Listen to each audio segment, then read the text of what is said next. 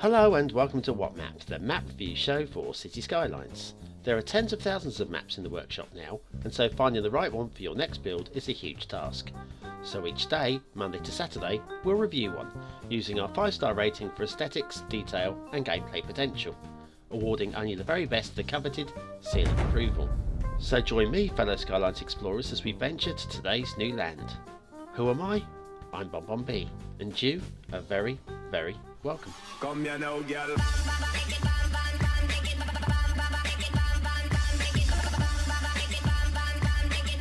Hello and welcome to Tuesday's What Map. BonBon here, how you doing? Hopefully you're enjoying the new format of What Map. I know it's a little longer than it used to be, but hopefully we're packing enough into the show to make it worth your while. Stick in the comments below whatever your thoughts are. Right, now today's map, being a Tuesday, is a creator request. Quite a challenging one as well, but it's a good looking map, or what do you think? That's pretty good looking, isn't it, yeah? But very challenging, I forewarn you. The asset is this grumpy old geezer here, and then the theme and LUT is a desert theme with 4 different LUT combinations at the end of today's show. So let's have a look at Rivette, a 1233 map by 1233. Now 1233 has done quite a few maps, and I think this was about their 3rd or 4th effort. There's your start square, which at first glance looks pretty good. There is a bit of a problem with it though, which we will get to a bit later. There's your resources, mostly fertile and some forestry, and it's a realistic theme. Also, you're going to need a mass transit for this one, otherwise you're going to have no roads at all. There you are, mass transit. A realistic temperate theme. I believe I'm using a realistic LUT. There's a little bit to read there on the background as to why the map's been designed as it has, so I'm going to mark it partly based on playability and partly based on what the creator was intending. Now this particular road, it's a national road. There are no highways, they're all national roads, so once again limited traffic flow. But yeah, look at the hillscapes, blimey. Yes, this follows the fog for a little while, so we're going to go back into the fog in a moment, but don't worry, we will be herring back out of it. There we are, back into the fog, right to the edge of the map, and there, now we're in play. So anyway, yes, the national roads don't carry that much traffic. That said, the description does say this is going to be mostly a map for suburbs and small towns, and that would fit with the national road system. So I'm okay with that. One thing though, these trees here, they are definitely not vanilla. Not the only non-vanilla thing in the map that I've discovered, and of course there may be an awful lot more. It doesn't say on the workshop page what you need to look at that, beautiful though, very pretty map.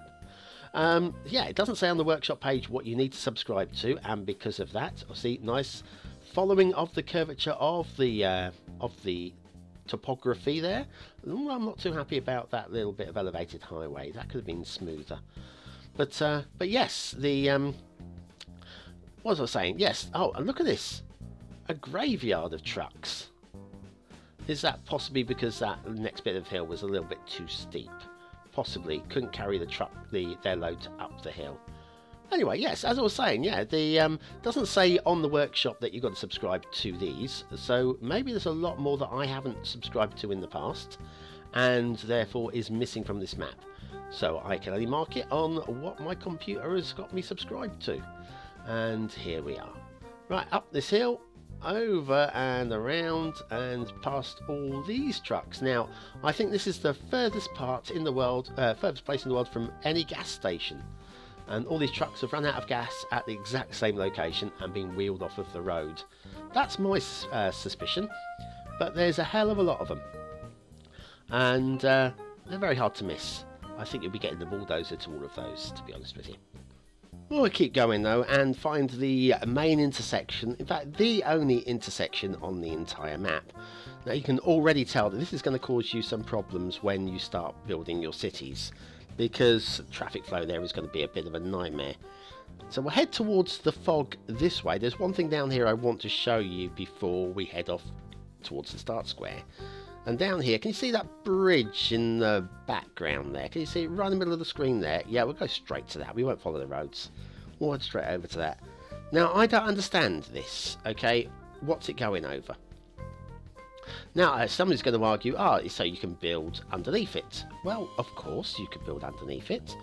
But what if I don't want to build my town out in the fog there? Then we've just got a stupid bridge. Surely it's down to me, the city builder, to basically put a bridge in if it's required. And that would be my only grumble with that particular bridge. We'll head off that way in a minute. We'll just head up the hill here towards the start square. There you've got this level crossing, and up past the factory on the left there, and then we've got this. See, now this is a rail over road, which is okay if it's nicely done. It's a good height. And trucks are getting underneath that, no problem at all, but it's not high enough to prevent the street light clipping through, and that is going to cause you a derailment. In fact, what workman built this rail around that street lamp? I do not understand. Very strange. Also notice that that rail was actually a single track, and the single tracks are not vanilla, so it's something else that needed to be subscribed to and isn't on the workshop. Now this bridge, it droops away and then climbs back up again, and this is fairly poorly done, if I'm honest with you. If you'd started the bridge a little bit higher up, about here maybe, thereabouts, and built it straight across, and it would have been a level bridge all across, and it wouldn't have looked so so droopy. Also spot a couple of drowned trees underneath. See, this bridge looks okay from that side, and over here it's looking okay, and then it droops away again before having to climb back up again. So once again, if they started building the bridge from the crest of this hill or thereabouts, that would have been a much nicer bridge again. Somebody needs to watch my guide to perfect bridges. Google it, YouTube it, it's there.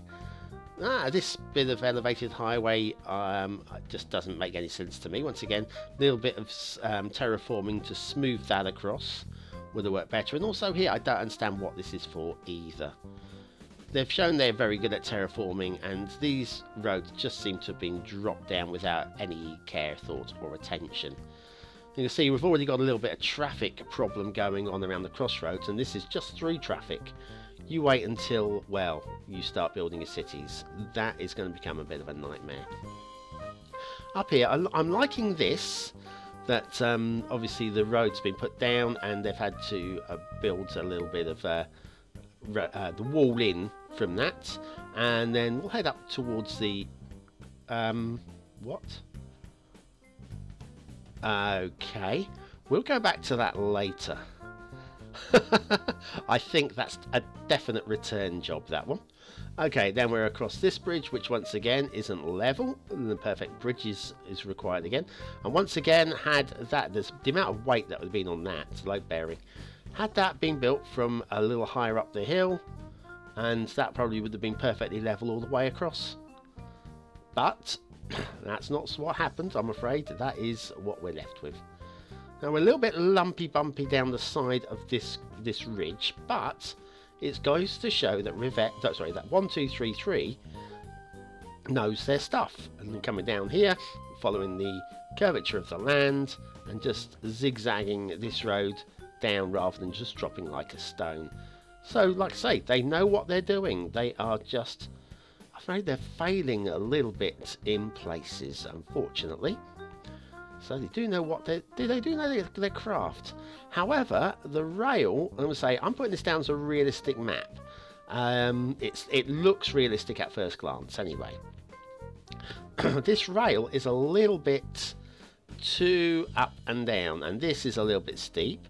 Having said that, within the bounds of believability within the game, but it's a little, it just needs to be tapered in and tapered out a little bit better. We've got some glitching underneath as well, so I would say, and also here as well, look, this, I don't mind this being elevated, but look, if that had been smoothed in and smoothed out, that would have been a lot better. Unfortunately, it's not been, there's no finesse. Finesse is a word I seem to use a lot. There's no finesse there. Now here we've got the rail comes, now here comes into this little walled town, which is a nice interesting thing. And in the middle of the town, we've got a station made up with these prehistoric bricks. Now, if I'm honest with you, I very nearly did this with Imericstow. I was going to build a station with these, wanted to basically drop them into the soil so that they look like platforms. Unfortunately, Move It will not push these into the ground. They will always be sticking up out of the ground. And so I ended up using those as the disused railway sleepers, supports.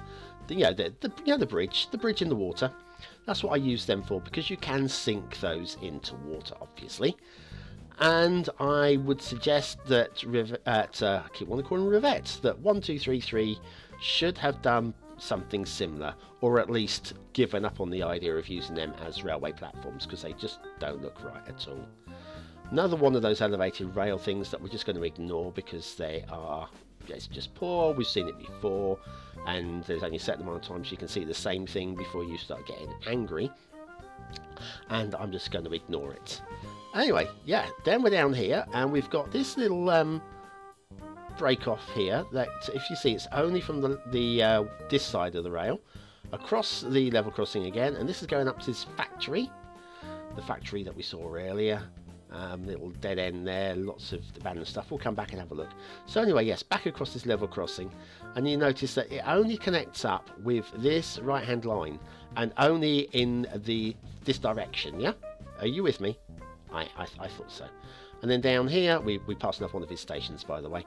And then this one only connects up with the left-hand line, and once again, only in this direction.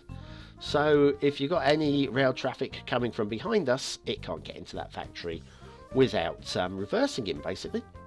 And we've got another drooped off light rail bridge here. This is poor again, and really poor at this end. And glitching underneath again as well. So like I say, this guy clearly knows his craft, but he's let himself down so badly. Apology for the sirens going past, if you can hear them. And there's like loads of motorbikes outside as well at the moment. It's crazy. But anyway, this bridge is very poor. Very, very, very poor. And then off into the fog, which means we'll take in that asset review, yeah?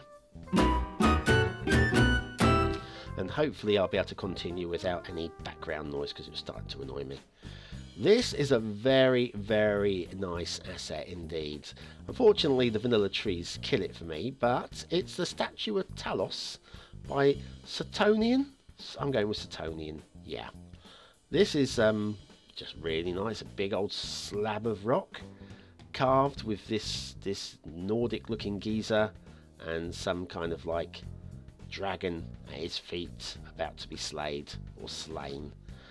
It's a lovely thing. I should have looked up a little bit about Talos. Unfortunately, I was too busy setting up the this is so much hard work, you know, Watch Map. I love it. Statue of Talos by Sotonian, today's asset of the day. Yeah, if you knew what went on behind the scenes to make each episode of Watch Map, you would wonder why I do it. And I do it because I love it. I love it. I just haven't had time to research anything in the background. Shipping routes, you got this one. And we go a little bit up the water there and a lot of bit up the water there. Okay, and that's like a waterfall, that is. Okay, and then we'll go along this way, and once again, this one goes a lot of bit up the waterfall here.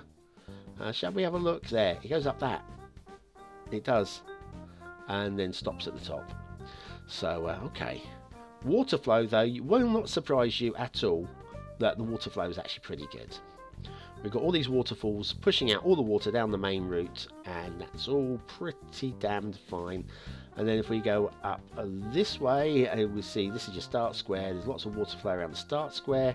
This leads all the way up to the top where you've got a water source there, which feeds down the water in a separate direction as well to that little lake there. So let's have a look at the water in real time. First of all, we've got a canyon there, which I can believe possibly being worked through over the eons. I'm happy with that. And then we've got some drowned trees, and there are quite a few drowned trees on this map. Unfortunately, a little oversight to detail, and a few there as well. Deary, deary, dear. And we could look at drowned trees all day, but like over there. And no, just keep going. Keep on rowing up that river, BonBonB. Keep on rowing. Right, and then we hit this split. Which way shall we go? Shall we... I think we'll go this way, actually. It's a bit more interesting. We've got a bit of a rockfall thing going on here, which is quite nice detailing. Okay, I'm quite happy with that. Quite happy with that as far as detail goes. Now, this waterfall's a little bit dull, but it's fine. It's quite energetic. Here we've got some detailing on the sides. Now, the rocks have been just identical rocks and dropped down almost in a row. And for me, they need to be spun and alternated with other rocks, because it just looks like the same rocks being popped. And same rocks here, not rotated at all, just plop, plop, plop, plop. And that's what we're left with. So unfortunately, nice idea, but just ruined by execution. Now here's your water source, and there's a lot of water heading out of this. Out of the top of a hill as well. Water doesn't tend to pour out the top of the hill. It's a realistic map, and I don't find this at all realistic. So I'm going to have to remember that when it comes to marking down this map at the end. And then here we've got up the start square here. And we've got all this water coming down from the side of the start square.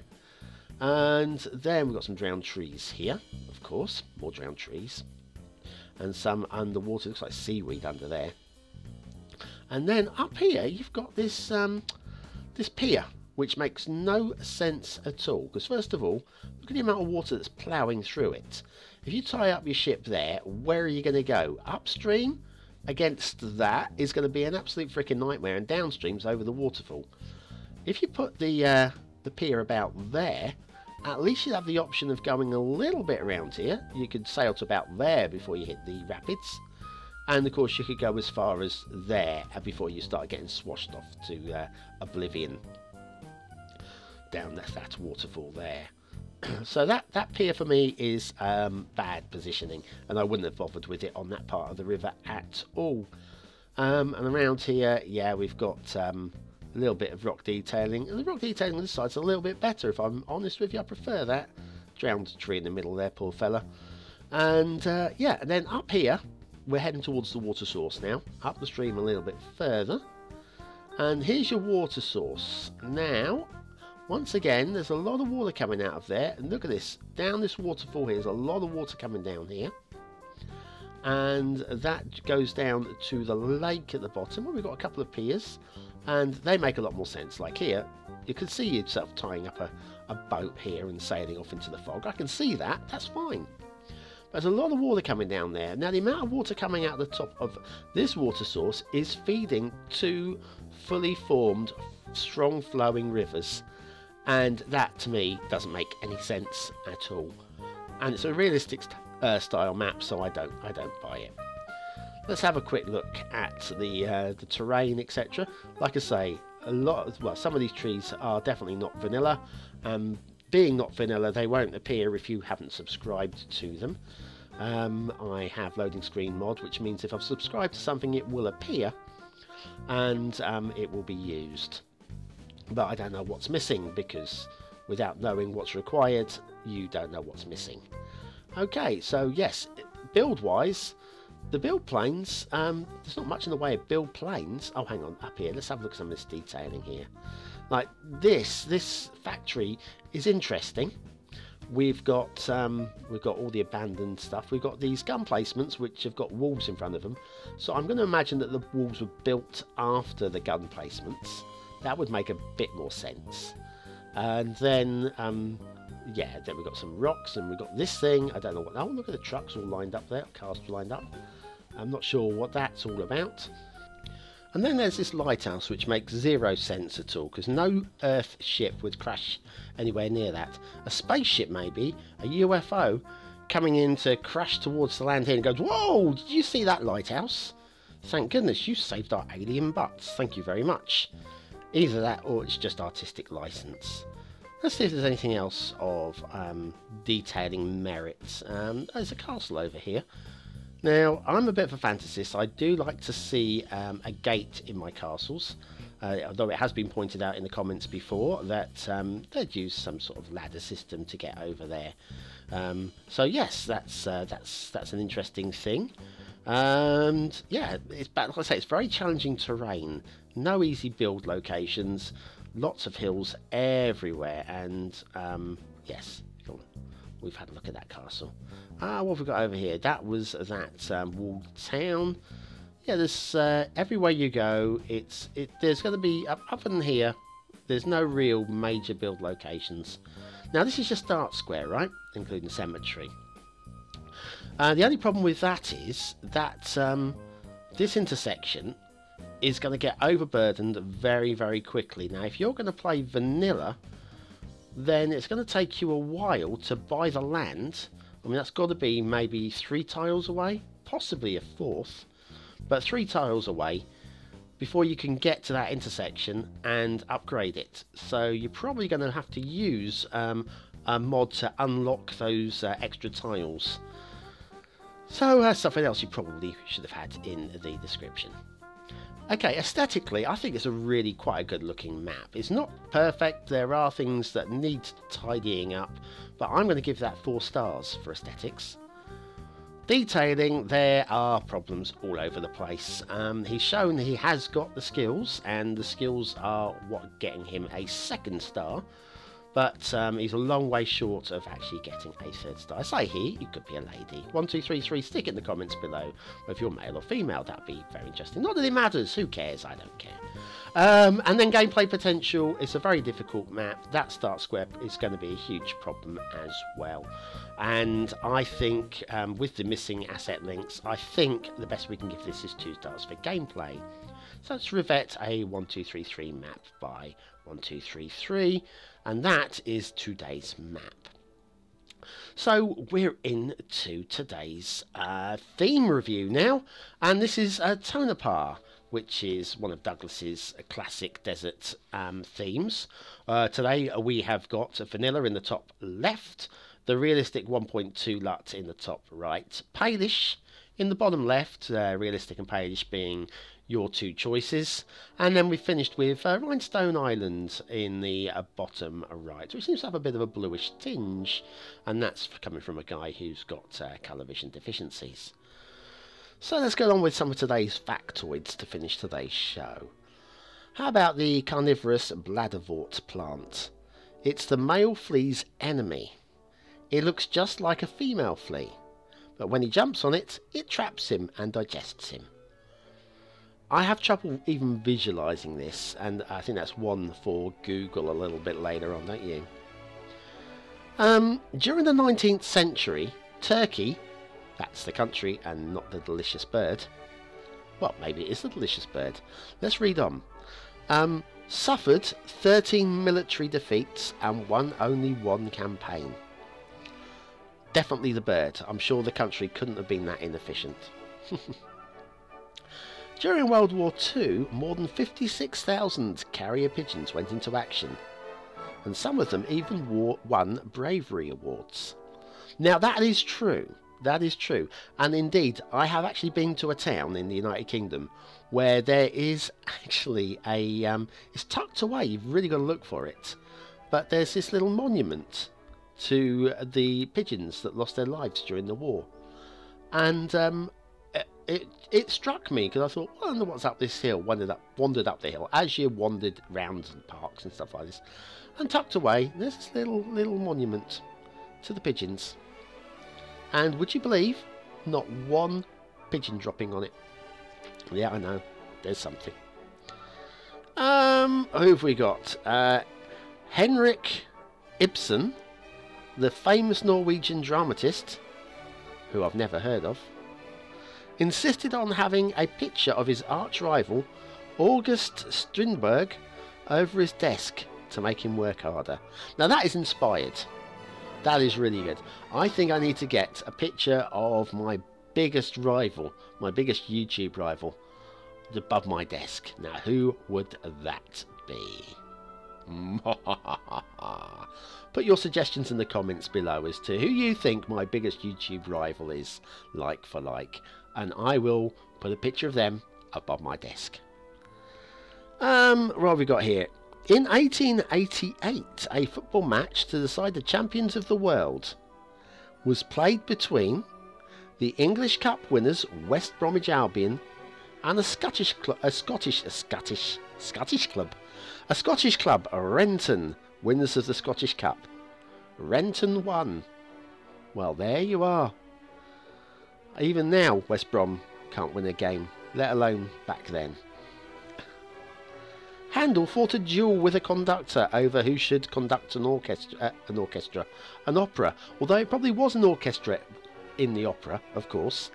But yes, Handel fighting a duel. That's kind of like sticking to your guns a little bit too much, I think, you know. Just like toss a coin or play rock, paper, scissors, lizard, Spock, maybe. Some moths send out jamming signals to confuse bats' high-frequency sound waves. That is amazing. Absolutely amazing. Batman should have been Mothman. That would have been amazing. Have you seen Mothman? It's great. Until you put a torch on and then he dies. It's great. Right. Yes. When the new monarch, obviously going back to the United Kingdom here, takes the throne, he or she damages the seal of his predecessor with a hammer. Well, that is just mean. Again, I just want to keep that. Imagine what you could get for that on eBay. The first cricket match to be held between two countries was between Canada and the United States in 1884. Now that surprises me. Just a little bit. And so I think we've got time for one more of these little factoidettes, shall we do?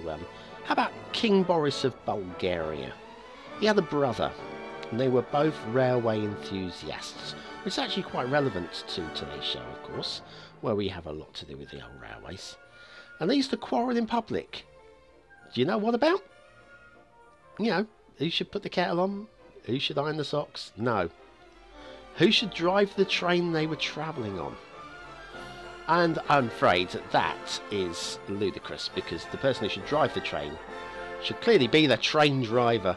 Whoever owns the hat. Sheldon Cooper would probably have been a really good king of Bulgaria. Now this is the reason why I don't voice over to the end of my show, because I literally don't have enough things to talk about.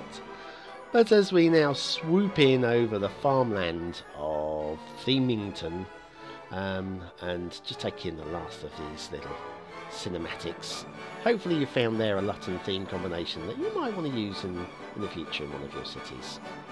As we now head off towards the closing credits. Finally I can do this. Thanks for watching, commenting, liking and subscribing. You guys have been wonderful. Click the link on the left for the latest video on the channel, and click the one on the right for the previous episode of What's Map, and the big circle in the middle to subscribe to the channel. Don't forget you can join me on Patreon, where I've got all sorts of special things like voting for maps and stuff like that. You can join me on there, that'd be great. And if not, don't worry, you're still my friend. You'll always be my friend.